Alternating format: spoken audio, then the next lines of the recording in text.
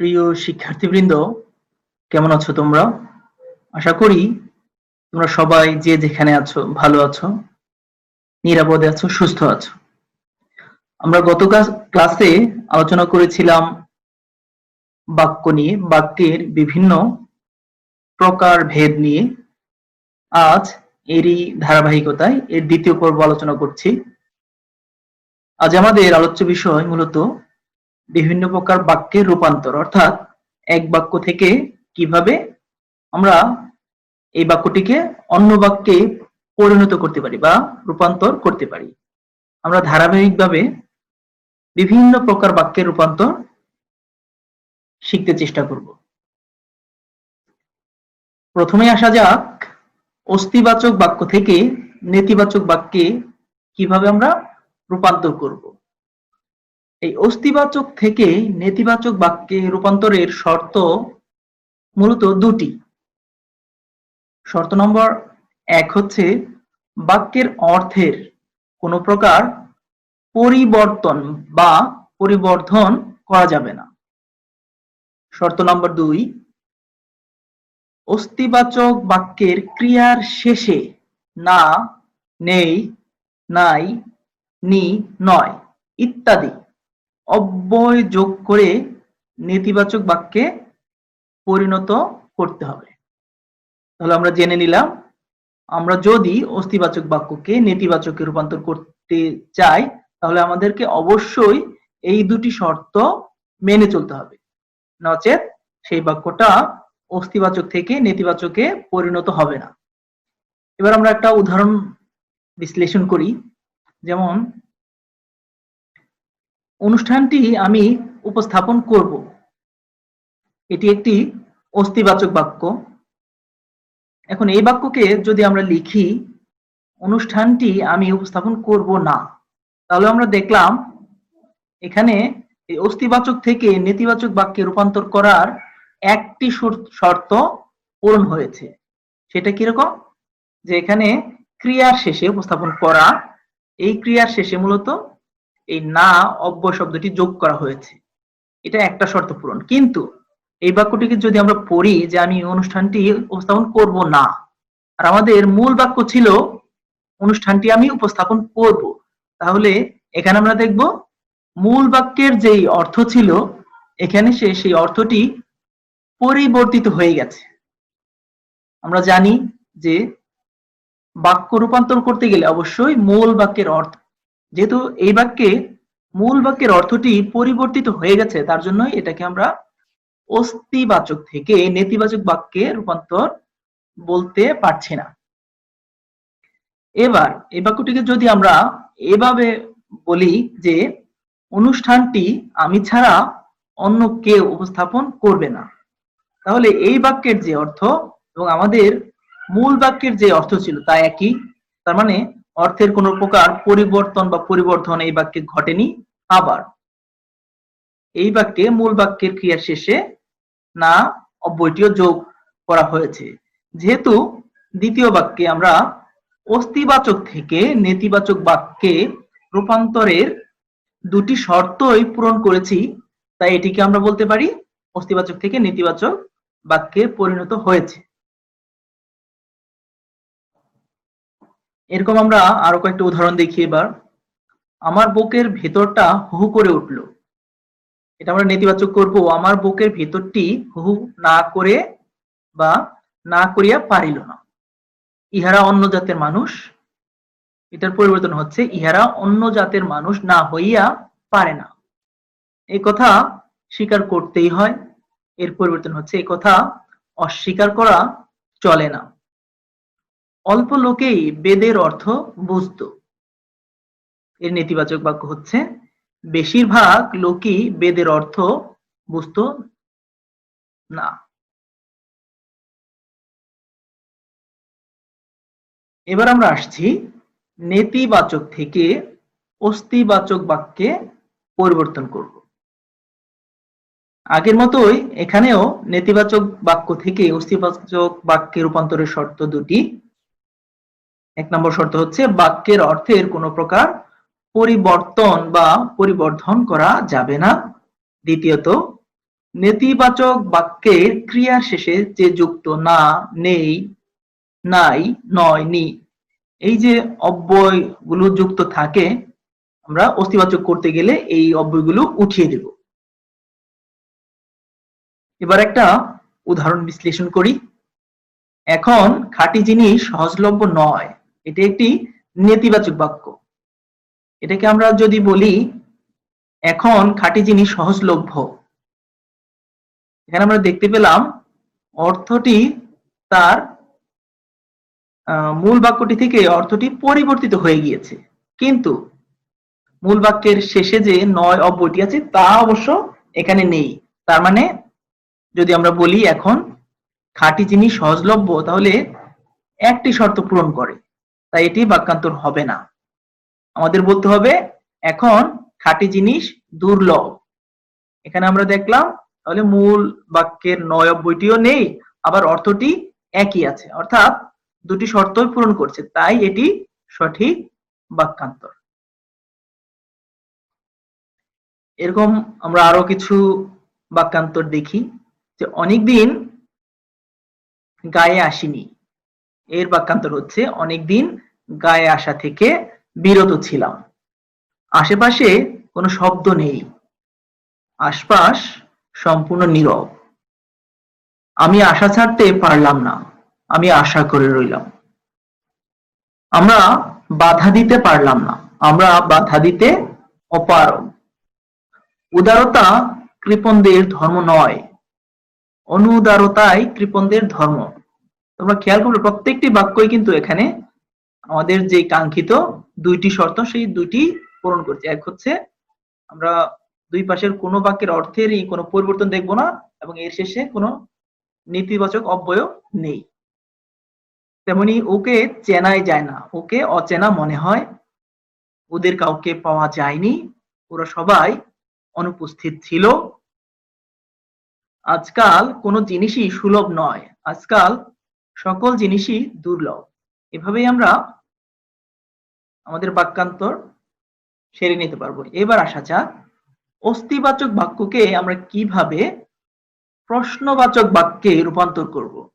আমাদের প্রথমে একটি জিনিস মাথায় রাখতে হবে, সেটা কি অস্তিবাচক বাক্যকে যখন আমরা প্রশ্নবাচক বাক্যে রূপান্তর করব, তাহলে তখন এই প্রশ্নবাচক করতে গেলে একটু না বাচক অর্থ নিয়ে আসতে হয়। এইটা নিয়ে আসার যেই নিয়মটা সেটা আমরা একটু পড়ে নিচ্ছি। অস্তিবাচক বাক্যকে প্রশ্নবাচক বাক্যে রূপান্তরের জন্য প্রশ্নবাচক বাক্যের মধ্যে নাকি, নয় কি, কি না, নি, না ইত্যাদি যোগ করতে হয়, এবং বাক্যের শেষে প্রশ্ন জিজ্ঞাসাসূচক চিহ্ন বসাতে হয়। অর্থাৎ তাহলে অস্তিবাচক থেকে আমরা যখন প্রশ্নবাচকে রূপান্তর করব, তখন সেই প্রশ্নবাচক বাক্যের মধ্যে আমরা কি কি যোগ করব, না কি, নয় কি, কি না, নি, না ইত্যাদি যে কোনো একটি যোগ করব, এবং প্রশ্নবাচক বাক্যের শেষে একটি প্রশ্নসূচক চিহ্ন ব্যবহার করব। যেমন জাদুঘর আমাদের আনন্দ দেয়। এখন এই বাক্যের প্রশ্নবাচক হবে জাদুঘর আমাদের আনন্দ দেয় নয় কি। ওরা আগামীকাল আসবে, এই বাক্যের প্রশ্নবাচক হবে ওরা কি আগামীকাল আসবে না। আমরা প্রত্যেকটা অস্তিবাচক বাক্য শেষে আমরা একটা নেতিবাচক অর্থ পাচ্ছি।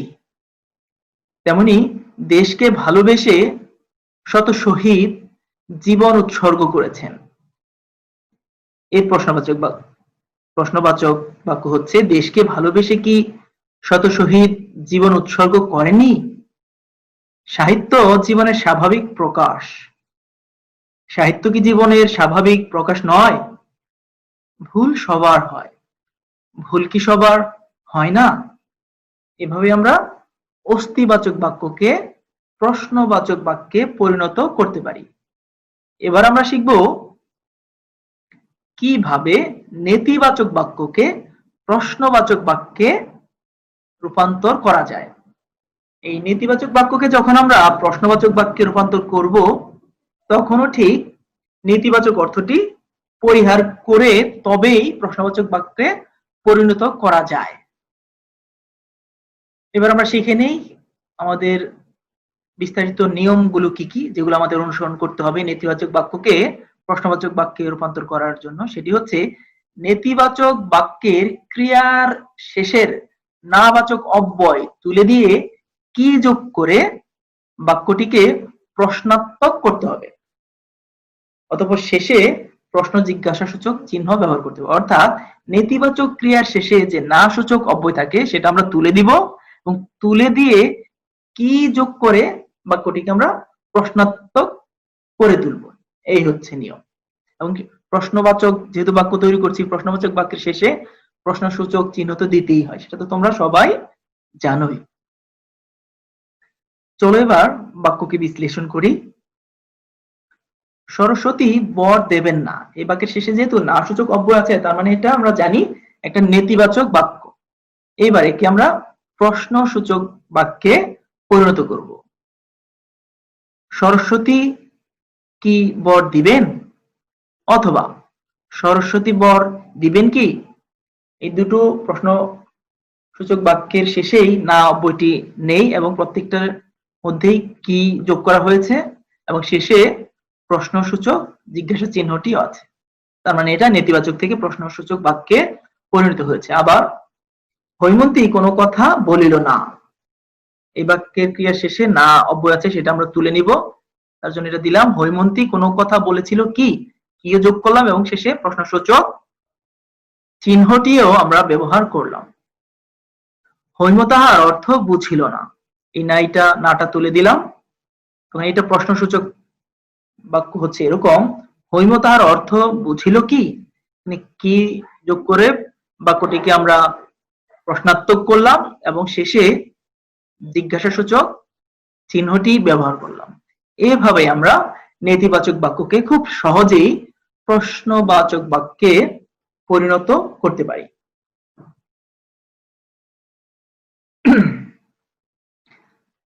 এবার আমরা শিখব কিভাবে সরল বাক্যকে জটিল বাক্যে পরিণত করতে হয়।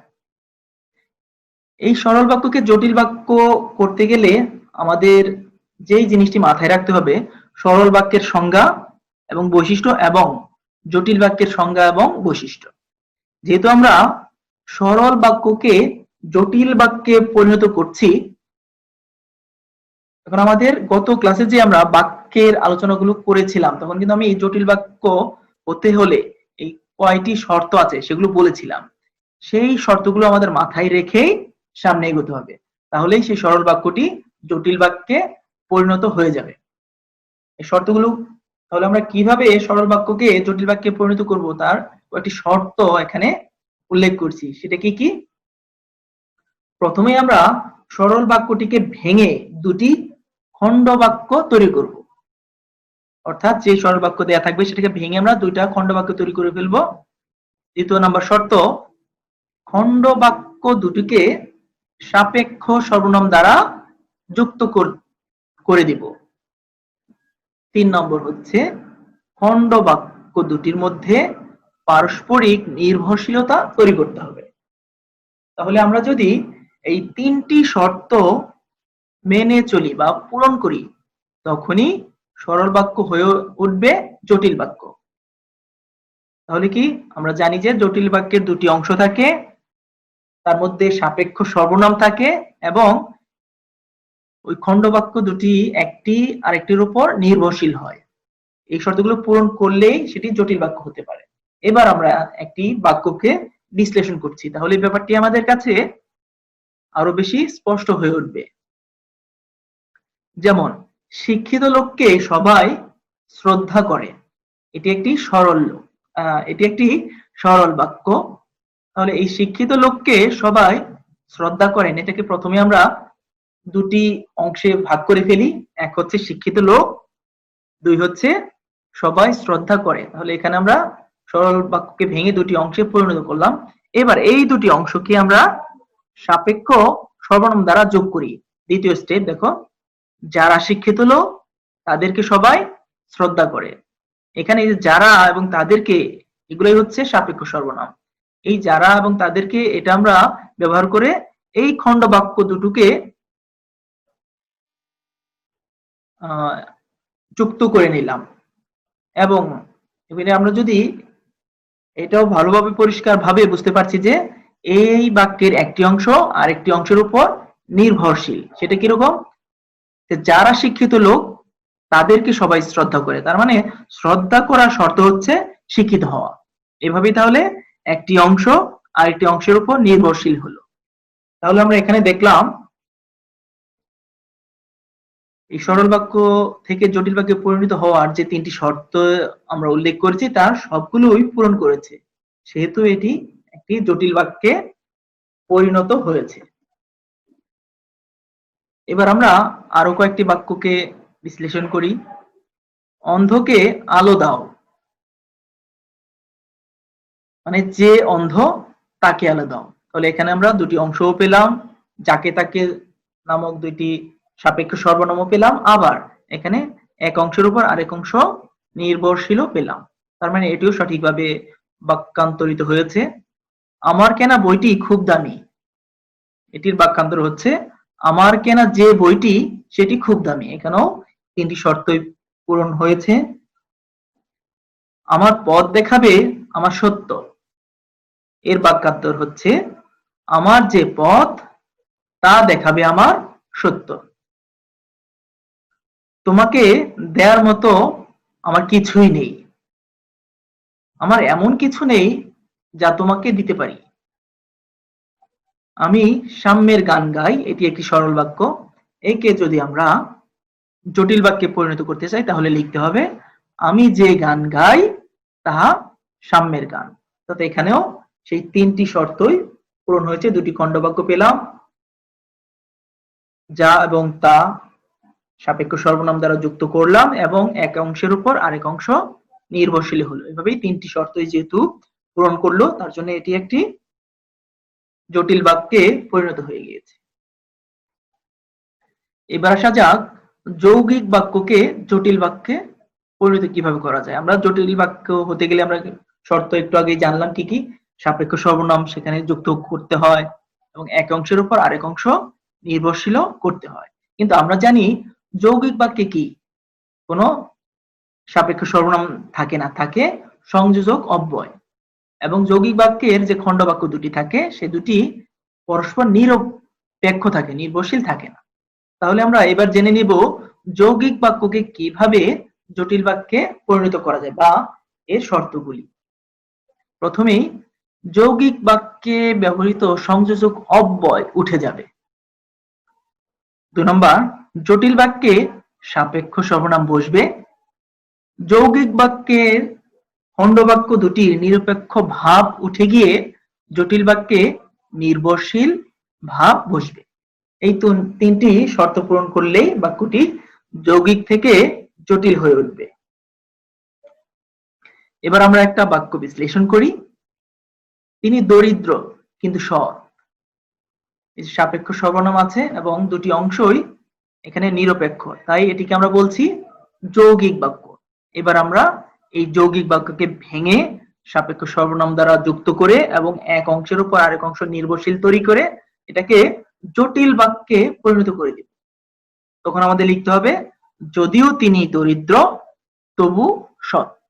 তখন এখানে আমরা সাপেক্ষ সর্বনাম যদিও তবু পেলাম এবং যদি তিনি দরিদ্র এই অংশের উপর আরেক অংশ তবু সৎ আবার নির্ভরশীল পেলাম। আবার আমরা পৌঁছলাম এবং খবর পেলাম জাহাজ ছেড়ে চলে গেছে। এটির জটিল রূপ হবে আমরা যখন পৌঁছলাম তখন খবর পেলাম জাহাজ ছেড়ে চলে গেছে। যখন তখন যৌগিক সাপেক্ষ সর্বনাম এবং প্রথম অংশের উপর দ্বিতীয় অংশ নির্ভরশীল হলো এবং এই যৌগিক বাক্যের যে সংযোজক অব্যয় এবং ছিল সেটাও আমরা এই অংশে পেলাম না। আবার লোকটি গরিব কিন্তু সৎ, এখানে ওই কিন্তুটি উঠিয়ে দিলাম। তখন সঠিক উত্তরটি হচ্ছে যদিও লোকটি গরিব তথাপি তিনি সৎ। লোকটির সবই আছে কিন্তু সুখী নয়, যদিও লোকটির সবই আছে তথাপি তিনি সুখী নয়। ভাবে আমরা খুব সহজেই জটিল বাক্যকে যৌগিক বাক্যকে জটিল বাক্যে পরিণত করতে পারবো। এবার আমরা শিখব জটিল বাক্যকে কিভাবে সরল বাক্যে পরিণত করতে হয়। এর 1 নম্বর শর্ত, প্রধান খণ্ডবাক্য অপরিবর্তিত থাকবে এবং অপ্রধান খণ্ডবাক্যের সমাপিকা ক্রিয়াকে অসমাপিকা ক্রিয়াতে রূপান্তর করতে হবে। আমরা সবাই জানি যে জটিল বাক্যের দুটি অংশ থাকে, একটি হচ্ছে প্রধান খণ্ডবাক্য আর একটি হচ্ছে অপ্রধান খণ্ডবাক্য। তাহলে এর শর্ত হচ্ছে প্রধান যে খণ্ডবাক্যটি থাকবে সেটা আগের মতোই থাকবে, কিন্তু অপ্রধান খণ্ডবাক্যের যে সমাপিকা ক্রিয়া আছে সরল বাক্যে পরিণত করতে হলে সেই সমাপিকা ক্রিয়াকে আমাদের অসমাপিকা ক্রিয়ায় রূপান্তর করতে হবে। 2 নম্বর শর্ত হচ্ছে জটিল বাক্যের যে সাপেক্ষ সর্বনাম ব্যবহার হয় সেই সাপেক্ষ সর্বনামকে তুলে দিতে হবে। সাপেক্ষ সর্বনাম লোপ পেয়ে এটা মূলত একটি বাক্যে পরিণত হবে। এবার আমরা বিশ্লেষণ করি একটি বাক্য। যদি আমি নেপোলিয়ন হতাম তবে ওয়াটারলু জিতিতে পারিতাম। এখানে ওয়াটারলু জিতিতে পারিতাম এটা হচ্ছে প্রধান খণ্ডবাক্য, মানে এইটা তাহলে সরল বাক্যে পরিণত করতে গেলে এটা অপরিবর্তিত থাকবে, অর্থাৎ যেমন আছে ঠিক তেমনই থাকবে। এবং এইটা হচ্ছে অপ্রধান খণ্ডবাক্য। এখানে অপ্রধান খণ্ডবাক্যের সমাপিকা ক্রিয়াকে আমাদের অসমাপিকা ক্রিয়ায় পরিণত করতে হবে। এখানে এই যে আমি যদি আমি নেপোলিয়ন হতাম, এই যে আমি নেপোলিয়ন হতাম এইটাই হওয়াটাই হচ্ছে সমাপিকা ক্রিয়া। তাহলে এই সমাপিকা ক্রিয়াটাকে আমাদের অসমাপিকা ক্রিয়ায় পরিণত করতে হবে এবং এর যে সাপেক্ষ সর্বনাম আছে যদিও তবে এটা উঠিয়ে দিয়ে এই দুটো বাক্যকে একটা বাক্যে পরিণত করতে হবে। এই কয়েকটা কাজ করলেই জটিল বাক্যটি সরল বাক্য হয়ে যাবে। দেখো তোমাদের বোঝার সুবিধার্থে আমি আর একটু বিস্তারিতভাবে লিখিয়েও দিয়েছি। তাহলে এই বাক্যটাকে আমরা সরল বাক্য কিভাবে করব? আমি নেপোলিয়ন হলে, এখানে ছিল নেপোলিয়ন হতাম, তাহলে এই হতাম সমাপিকা ক্রিয়া, এটাকে অসমাপিকা ক্রিয়ায় তৈরি করলাম কি হলে। তাহলে আমি নেপোলিয়ন হলে ওয়াটারলু জিতিতে পারিতাম। এখানে ওয়াটারলু জিতিতে পারিতাম ছিলাম, সেটা ঠিক আগের মতোই ছিল এবং এর যে সাপেক্ষ সর্বনাম যদি এবং তবে এটাও উঠিয়ে দেওয়া হয়েছে। এখানে তোমরা যাতে আরো খুব ভালো করে বুঝতে পারো, সহজে বুঝতে পারো, তার জন্য আমি একদম পরিপূর্ণভাবে ব্যাখ্যাটাও লিখে দিয়েছি। যদি কারো বুঝতে সমস্যা হয় এখানে পজ দিয়ে দেখে নিও পরে। এবার আর কয়েকটা উদাহরণ বিশ্লেষণ করি। পৃথিবীতে এমন কিছু নেই যা অসম্ভব। এর সরল রূপ হবে পৃথিবীতে অসম্ভব বলে কিছু নেই। তাহলে এখানে আমরা দেখলাম সাপেক্ষ সর্বনাম উঠিয়ে দেওয়া হয়েছে এবং এর যে সমাপিকা ক্রিয়া সেটাকেও অসমাপিকা ক্রিয়ায় পরিণত করা হয়েছে। আবার যারা সংস্কৃতিবান তারা শান্তিপ্রিয়, এর সরল রূপ হচ্ছে সংস্কৃতবানরা শান্তিপ্রিয় হয়। যে অন্ধ তাকে আলো দাও, অন্ধকে আলো দাও সরল রূপ। যারা পরিশ্রমী তারা সফল হয়, পরিশ্রমীরা সফল হয়। যা বার্ধক্য তাকে বয়সের ফ্রেমে বাঁধা যায় না, বার্ধক্যকে বয়সের ফ্রেমে বাঁধা যায় না। এভাবে আমরা সরল বাক্যে রূপান্তর করতে পারি। এবার আমরা শিখব যৌগিক বাক্যকে কিভাবে সরল বাক্যে পরিণত করতে হয়। যৌগিক বাক্যের সমাপিকা ক্রিয়া সরল বাক্যে অসমাপিকা ক্রিয়ায় পরিণত হবে এবং যৌগিক বাক্যে যে সংযোজক অব্যয় আছে সেটাকে উঠিয়ে দিতে হবে। এই দুইটা শর্ত যদি আমরা পালন করি তাহলে এই বাক্যটি যৌগিক থেকে সরল হয়ে যাবে। এবার আমরা একটি উদাহরণ বিশ্লেষণ করি। সত্য কথা স্বীকার করো নতুবা শাস্তি পাবে না। এখানে তাহলে সংযোজক অব্যয় হচ্ছে নতুবা, তাহলে এটা আমরা উঠিয়ে দিব এবং সমাপিকা ক্রিয়া হচ্ছে স্বীকার করা। স্বীকার করা কি? সমাপিকা ক্রিয়া। আমরা জানি যৌগিক বাক্যকে সরল বাক্যে রূপান্তর করতে গেলে সমাপিকা ক্রিয়াটাকে কি করতে হয়? অসমাপিকা ক্রিয়ায় রূপান্তর করতে হয়। দেখো এখানে আমি তোমাদের বোঝার সুবিধার জন্য লিখে দিয়েছি, এখানে সমাপিকা ক্রিয়া হচ্ছে স্বীকার করো, অসমাপিক ক্রিয়া কি হয়েছে? স্বীকার না করলে, এবং সংযোজক অব্যয় নতুবা উঠে গেছে। তাহলে এই যৌগিক বাক্যটা কিভাবে সরল করব আমরা? সত্য কথা স্বীকার না করলে শাস্তি পাবে, নতুবা উঠে গেল, সমাপিকা ক্রিয়াও অসমাপিকা ক্রিয়ায় পরিণত হলো এবং বাক্যটি হয়ে গেল সরল বাক্য। এবার আরো কয়েকটা উদাহরণ আমরা দেখি। সত্য কথা বলিনি তাই বিপদে পড়েছি। এর সরল রূপ হচ্ছে সত্য কথা না বলে বিপদে পড়েছি। লোকটি অশিক্ষিত কিন্তু অশিষ্ট নয়। লোকটি অশিক্ষিত হলেও অশিষ্ট নয়। এখানে সংযোজক অব্যয় কিন্তু উঠিয়ে দিয়েছি এবং লোকটি অশিক্ষিত কিন্তু এই যে শিক্ষিত হয়েছিল এটাকে আমরা পরিণত করলাম অশিক্ষিত হলেও, মানে সমাপিকা ক্রিয়াকে অসমাপিকা ক্রিয়ায় পরিণত করা হলো। আবার ধর্ম আমাদের ইসলাম কিন্তু প্রাণের ধর্ম আমাদের তারুণ্য। ধর্ম আমাদের ইসলাম হলেও প্রাণের ধর্ম তারুণ্য। এখানেও সংযোজক অব্যয় উঠিয়ে দেওয়া হয়েছে এবং সমাপিকা ক্রিয়াকে অসমাপিকা ক্রিয়ায় পরিণত করা হয়েছে। তখনই এই যৌগিক প্রত্যেকটি যৌগিক বাক্য হয়ে উঠেছে সরল বাক্য। এবার আমরা শিখব একটি সরল বাক্যকে কিভাবে যৌগিক বাক্যে পরিণত করতে হয়।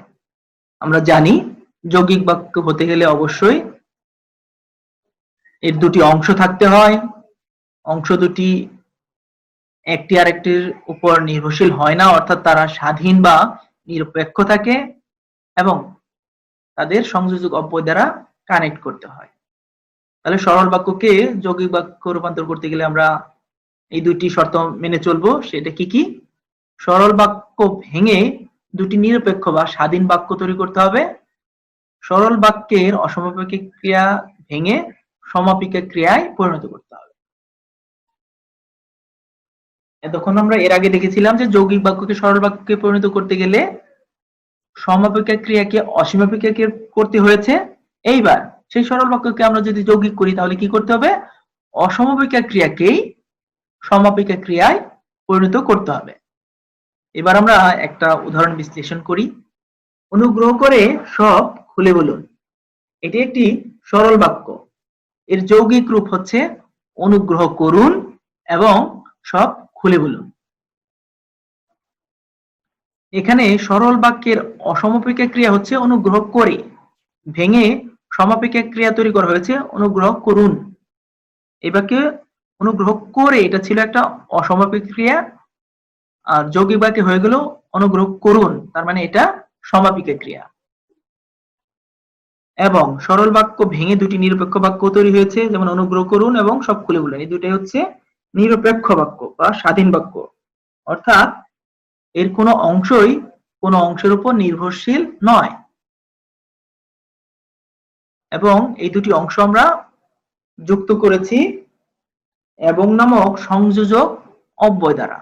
তাই এই বাক্যটি সরল থেকে যৌগিক বাক্যে পরিণত হয়েছে।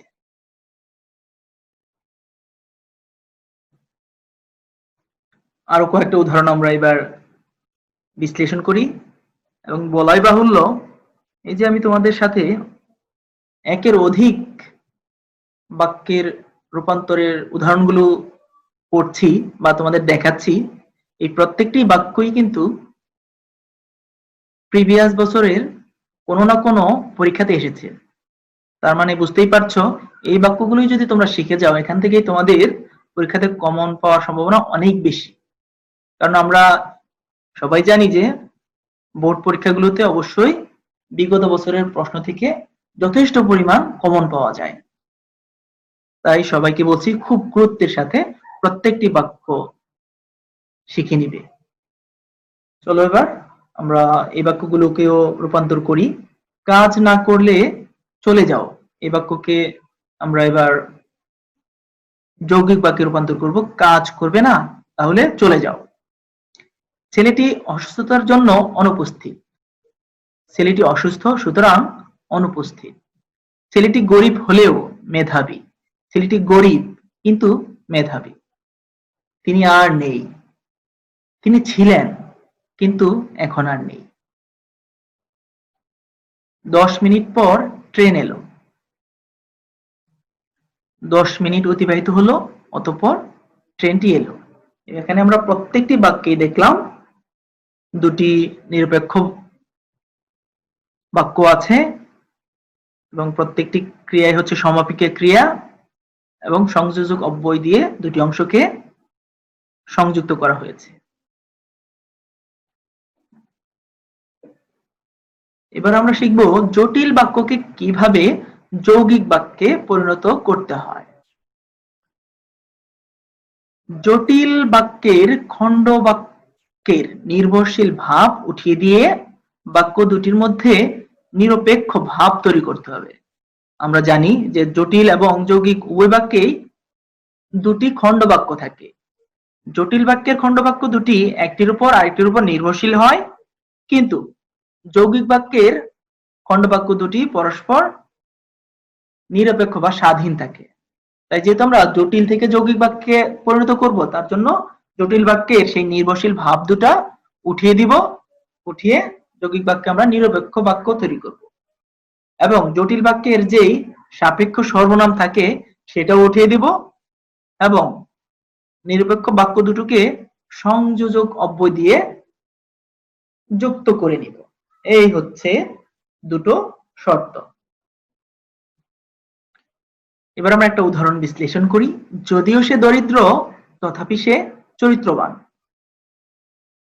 যদিও সে দরিদ্র তথাপি সে চরিত্রবান, এটি একটি জটিল বাক্য। তাহলে এটাকে আমরা যৌগিক বাক্যে পরিণত করব এভাবে, সে দরিদ্র কিন্তু চরিত্রবান। এখানে প্রথম বাক্যের সাপেক্ষ সর্বনাম যদিও তথাপি নাই, নির্ভরশীলতা নাই এবং নিরপেক্ষ বাক্য দুটি সংযোজক অব্যয় কিন্তু দিয়ে যুক্ত হয়েছে। ঠিক এইভাবেই আমরা আরো বাক্যের বাক্যান্তর করতে পারি। যদি পরিশ্রম করো তাহলে ফল পাবে, পরিশ্রম করো তবে ফল পাবে। যদিও তুমি ধনী তথাপি তুমি কৃপণ, তুমি ধনী কিন্তু কৃপণ। যদিও সে অশিক্ষিত তবুও সে দেশপ্রেমিক, সে অশিক্ষিত কিন্তু দেশপ্রেমিক। এবার আমরা শিখব নির্দেশক বাক্যকে কিভাবে বিস্ময় সূচক বাক্যে পরিণত করা যায়। দুটো শর্ত আমরা মাথায় রাখবো। এক হচ্ছে বিস্ময় সূচক বাক্যে বিশেষণের আগে কি বা কত বসবে, অর্থাৎ নির্দেশক বাক্যের যে বিশেষণ শব্দটি আমরা পাবো তার আগে আমরা কি বা কত বসাবো এবং বাক্যের মধ্যে আমরা বিস্ময় সূচক যে চিহ্ন আছে সেটিও বসাবো। যদি আমরা এই শর্ত দুটি মেনে চলি তাহলে বাক্যটি নির্দেশক বাক্য থেকে বিস্ময় সূচক বাক্যে পরিণত হবে।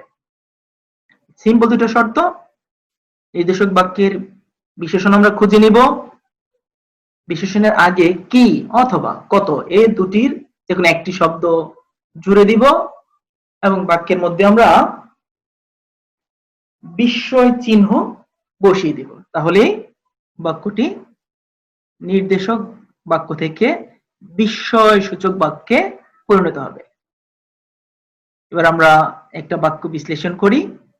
এদেশ বড় বিচিত্র, এটি একটি নির্দেশক বাক্য। এখানে আমাদের তাহলে প্রথমে আগে বিশেষণ খুঁজতে হবে। বিশেষণ কি? এদেশ বড় বিচিত্র, এই বিচিত্র এটাই হচ্ছে বিশেষণ। বিশেষণ আমরা কিভাবে চিনতে পারি? বাক্যের ক্রিয়াকে কেমন দিয়ে প্রশ্ন করলে যে উত্তর পাওয়া যায় সেটাই হচ্ছে বিশেষণ। তাহলে কেমন বিচিত্র, তাহলে এই বিচিত্রই হচ্ছে বিশেষণ। তাহলে আমাদের নির্দেশক বাক্যকে বিস্ময়সূচক বাক্যে পরিণত করতে গেলে কি করতে হবে? এই বিশেষণ মানে বিচিত্র শব্দের আগে কি বা কত বসিয়ে দিতে হবে। বসিয়ে দিলাম কি বিচিত্র এদেশ এবং বাক্যের মধ্যে আমরা শেষে বিস্ময়সূচক যে চিহ্ন সেটিও বসিয়ে দিলাম। এভাবেই খুব সহজেই নির্দেশক বাক্যটি বিস্ময়সূচক বাক্যে পরিণত হয়ে গেল। আবার দৃশ্যটি বড়ই সুন্দর, এখানে সুন্দর হচ্ছে বিশেষণ, সুতরাং এর বিস্ময়সূচক রূপ হচ্ছে বাহ। কি সুন্দর দৃশ্য, সুন্দর আগে কি বসিয়ে দিলাম এবং বার শেষে বিস্ময়সূচক চিহ্নটি বসিয়ে দিলাম। আরেকটি বাক্য, আমাদের দেশ সুন্দরভাবে এগিয়ে যাচ্ছে, এর বিস্ময়সূচক রূপ হচ্ছে সাবাস। আমাদের দেশ কত সুন্দরভাবে এগিয়ে যাচ্ছে, তাহলে সুন্দরভাবে হচ্ছে বিশেষণ, এর আগে কত বসিয়ে দেয়া হলো। সর্বদা তার মনে দুঃখ, আহা তার মনে সর্বদা কত দুঃখ, দুঃখ হচ্ছে বিশেষণ, সুতরাং এর আগে কত বসিয়ে দেয়া হলো এবং আহ এই একটি আবেগসূচক শব্দ, তার জন্য এই আহ শব্দটির পরেই আমরা বিশেষসূচক চিহ্নটি জুড়ে দিলাম। ত্যাগের মহিমা অপূর্ব। বাহ, ত্যাগের কি অপূর্ব মহিমা। এখানে অপূর্ব হচ্ছে বিশেষণ, তাই এই অপূর্বর আগে কি শব্দটি জুড়ে দিলাম, এবং বাহ যেহেতু আবেগসূচক শব্দ তাই এর শেষে এরপরে বিশেষসূচক চিহ্নটি বসিয়ে দেওয়া হলো। এবার আমরা শিখব নির্দেশক বাক্যকে কিভাবে অনুজ্ঞাসূচক বাক্যে পরিণত করা যায়। এটা খুবই সহজ, তোমরা এমনিতেই অনেকেই পারো। যারা একদমই মনোযোগ পড়াশোনায় দাওনি তাদের একটু সমস্যা হয়। যাই হোক, আমি খুব সহজ শর্তগুলো তোমাদের বলে দিচ্ছি। এই যে কোনো নির্দেশক বাক্যকে অনুজ্ঞাসূচক করতে হলে যা আমাদের করতে হবে, অনুজ্ঞা মানেই হচ্ছে এখানে আদেশ, নিষেধ, নির্দেশ, উপদেশ ইত্যাদির একটা ভাব থাকবে ওই বাক্যে। কোনো বাক্যের মধ্যে যদি তুমি এই আদেশ, নিষেধ, উপদেশ এই ভাবগুলো যে কোনো একটি লক্ষ্য করো তাহলে সেটি অনুজ্ঞাসূচক বাক্য হিসেবে পরিগণিত হয়। তাহলে আমরা এই নির্দেশক বাক্যগুলোকে তাহলে যদি কোনোভাবে এই আদেশে, নিষেধে, নির্দেশে বা উপদেশে পরিণত করতে পারি তাহলে সেটি অনুজ্ঞাসূচক বাক্যে পরিণত হবে। যেমন আইন মেনে চলা কর্তব্য, এটি একটি নির্দেশক বাক্য। তাহলে এটাকে আমরা যদি বলি আইন মেনে চলবে, এটি হয়তো আদেশ বা নির্দেশ বা উপদেশ হতে পারে। তার মানে এরকম একটা ভাব এখানে আমরা পেলাম, তার জন্য এটি অনুজ্ঞাসূচক বাক্যে পরিণত হলো। আবার এখনই ডাক্তার ডাকা উচিত, ঠিক আমরা বলি এখনই ডাক্তার ডাকো, তাহলে এটা আমরা একটা আদেশ দিলাম, একজনকে বলছি যে এখনই ডাক্তার ডাকো, এই আদেশ দেয়া হলো। এই যেহেতু আদেশ দেওয়া হয়েছে তার জন্য এটি একটি অনুজ্ঞাসূচক বাক্যে পরিণত হয়েছে। সদা সত্য কথা বলা উচিত, এটি একটি বাক্য। তাহলে এটাকে যদি আমরা অনুজ্ঞায় রূপান্তর করি কি বলতে পারি, সদা সত্য কথা বলবে, উপদেশ দিলাম, তাহলে উপদেশসূচক একটা ভাব এই বাক্যে তৈরি হলো। কাজটি তোমার করা উচিত, এর অনুজ্ঞাসূচক রূপ হচ্ছে কাজটি তুমি করো, কেন আমরা আদেশ বা নির্দেশ দিলাম। জীবনের জন্য বৃক্ষের দিকে তাকানো প্রয়োজন, এর অনুজ্ঞাসূচক রূপ হচ্ছে জীবনের জন্য বৃক্ষের দিকে তাকাও, নির্দেশ বা আদেশ দেয়া হলো। জীবে দয়া করা উচিত, জীবে দয়া করো, এটা আমরা বলে একটা উপদেশ দেয়া হলো। তোমাকে এই খাতায় লিখতে হবে, এটা একটি নির্দেশক বাক্য, এটাকে অনুজ্ঞাসূচক তৈরি করতে হলে লিখতে হবে তুমি এই খাতায় লিখো, একটি আদেশ বা নির্দেশ বোঝালো। এভাবে আমরা খুব সহজেই নির্দেশক বাক্যকে অনুজ্ঞাসূচক বাক্যে পরিণত করতে পারি।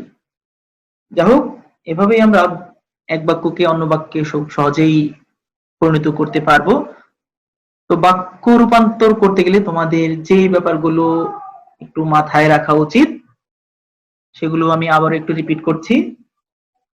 তোমাদের বাক্য, প্রত্যেকটা বাক্য কাকে বলে এবং সেই বাক্যের শর্তগুলো কি কি, এই ব্যাপারটা একটু মাথায় রাখতে হবে। তুমি যদি কোন একটা বাক্য পড়লেই মাথায় আনতে পারো যে এর সংজ্ঞা এবং এর বৈশিষ্ট্য বা কি কি শর্ত পূরণ করলে সেটি সেই বাক্য হিসেবে পরিণত হয়, তাহলে এই জিনিসটি যদি তোমার মাথায় থাকে তাহলে তুমি খুব সহজেই সেই কয়েকটা শর্ত জুড়ে দিয়ে বাক্যটিকে কাঙ্ক্ষিত বাক্যে পরিণত করতে পারবে। তার জন্য এই বাক্য রূপান্তর করতে গেলে তোমাদের অবশ্যই বিভিন্ন প্রকার বাক্যের শ্রেণীবিভাগ বা শর্ত খুব ভালোভাবে পড়তে হবে। যাই হোক, আজকের মতো আমি এখানেই শেষ করছি। তোমাদের সকলের প্রতি আন্তরিক ভালোবাসা, শুভকামনা জানাচ্ছি। যে যেখানে থাকবে ভালো থাকবে, সাবধানে থাকবে, সবাই সরকারি নিয়ম মেনে চলতে চেষ্টা করবে, খুব প্রয়োজন না হলে ঘরের বাইরে যাবে না। সকলের প্রতি আবারও শুভকামনা জানিয়ে আজকের মতো আমাদের ক্লাস এখানেই শেষ করছি।